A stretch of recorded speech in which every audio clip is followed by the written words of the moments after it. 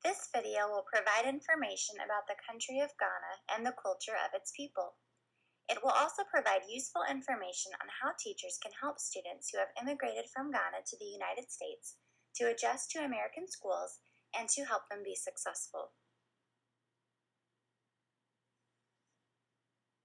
Ghana is a small country, about the size of Great Britain, located on the west coast of Africa. Ghana is the closest landmark to the center of the world. Its capital city, Accra, lies on the Greenwich Meridian, and the country itself lies just over 450 miles north of the equator. The country has a tropical climate with 2 rainy seasons and 2 dry seasons each year. Part of the country is covered in rainforest and part is savanna, and contains mountainous regions and coastline as well. Ghana became independent from British colonial rule in 1957. It was the first Black African colony to achieve independence. Resources the country has include gold, diamonds, other rocks and minerals, timber, and cocoa from the country's rainforests, and a fishing industry along the coast. Ghana practices a democratic form of government and has a free market economy system. Religious freedom is protected in Ghana, and religion is highly valued among the various ethnic groups. The 3 most prominent religions are Christianity, Islam, and traditional religion. Traditional religion, depending on the tribe, can include a mixture of spiritual and supernatural powers and the belief that plants, animals, and trees have souls. Ghana is home to over 50 different ethnic groups. Because there are so many different ethnic groups comprising Ghana, the cultures there are quite varied, depending on the region and the people. Maintaining cultural identity and heritage is highly valued among the Ghanaian people. The official language of Ghana is English, with French and Hausa also being major languages spoken in the country. However, there are 81 different languages alive in Ghana. Twi, the home language of the family I visited in order to learn more about Ghanaian culture, is the dialect of the Akan family, which is the 3rd most prominent language family in Ghana. Interestingly, Twi is not the native language of either parent in the home. The parents do not speak each other's native language. They each speak a lesser-known dialect, and so Twi is the common language they both knew that they must use to speak with each other and therefore chose to speak with their children. The parents told me that they use this language with their children at home because they want their children to know it well so that they will not be strangers in their own country. Twi is spoken by about 7 million people who live mainly in Ghana. Twi is a tone language, which means that word distinction is determined not only by vowels and consonants, but also by the pitch on which each syllable is pronounced. For example, the word papa could mean good, father, or fan, depending on whether the syllables of the word are pronounced with a tone high in pitch or low in pitch. Tone can also be used to indicate whether a verb is being used to convey a one-time action or a habitual action. Education is highly valued in Ghana. The educational system consists of 6 years in primary school, 3 years in junior high school, 4 years in senior high school, and 4 years at the university level to earn a bachelor's degree. During the first 3 years of primary school, a student's instruction could be in one of 11 local languages. After this, English becomes the language of instruction, and a local language and French are taught as classroom subjects. While education is highly valued by the Ghanaian people, access to education is not equal to all people groups and regions. There are remote areas where a school has been built, but a teacher cannot be found who is willing to move to such remote conditions. In addition to teacher shortages, there is also limited space in schools to accommodate the growing population, and typical class sizes for an elementary classroom have reached 50 to 60 students, while 8th grade through high school classrooms are in the 70s.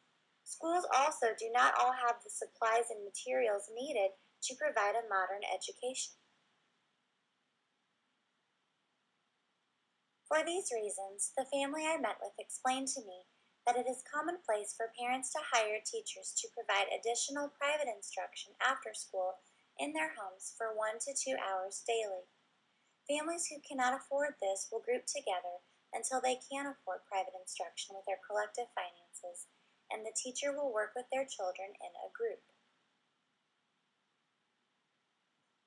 While primary school is free and is highly attended, children's families must pay for high school if their children are to be able to go. Getting into high school is also very competitive. Out of the 280,000 students who finish junior high school, only 70,000 can be admitted into the 500 secondary schools in the country. Because of the cost of high school and of the private tutoring needed to meet individual student needs, completing one's education is unfortunately only possible for those who can afford it, and families will go into debt in their efforts to ensure an education for their children. Despite the tremendous value education holds among the people, the current conditions of the educational system across the country do not allow for equitable access.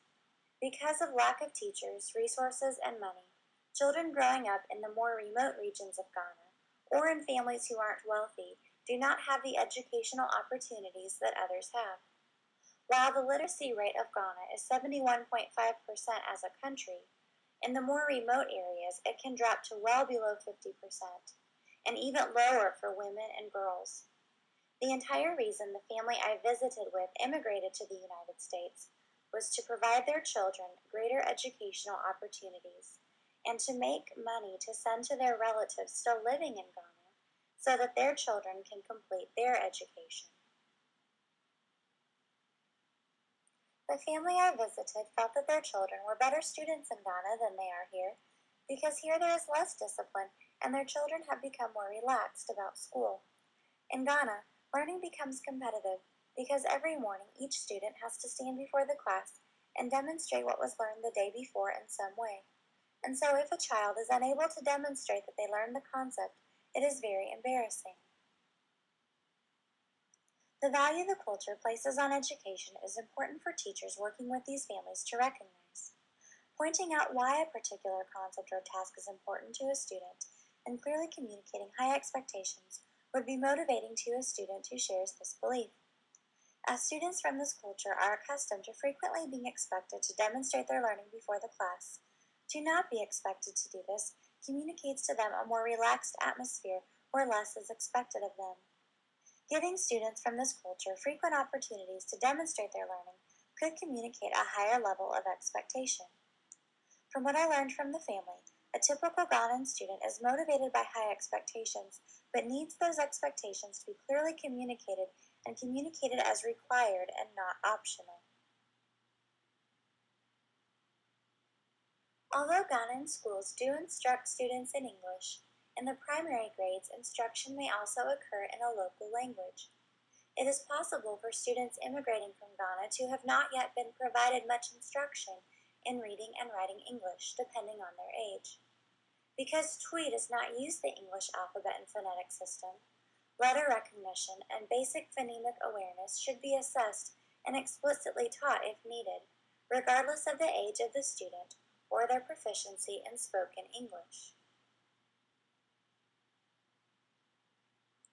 As maintaining cultural heritage is a value of many people from Ghana, finding ways to show value of their culture in the classroom would be particularly meaningful and welcoming to students from Ghana.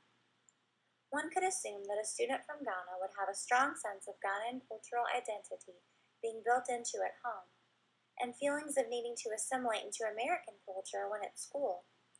By giving students from this culture opportunities to share parts of their cultural heritage, and by communicating value of this heritage, teachers can help ease the tension of moving back and forth between two cultures into embracing a positive bicultural self-image.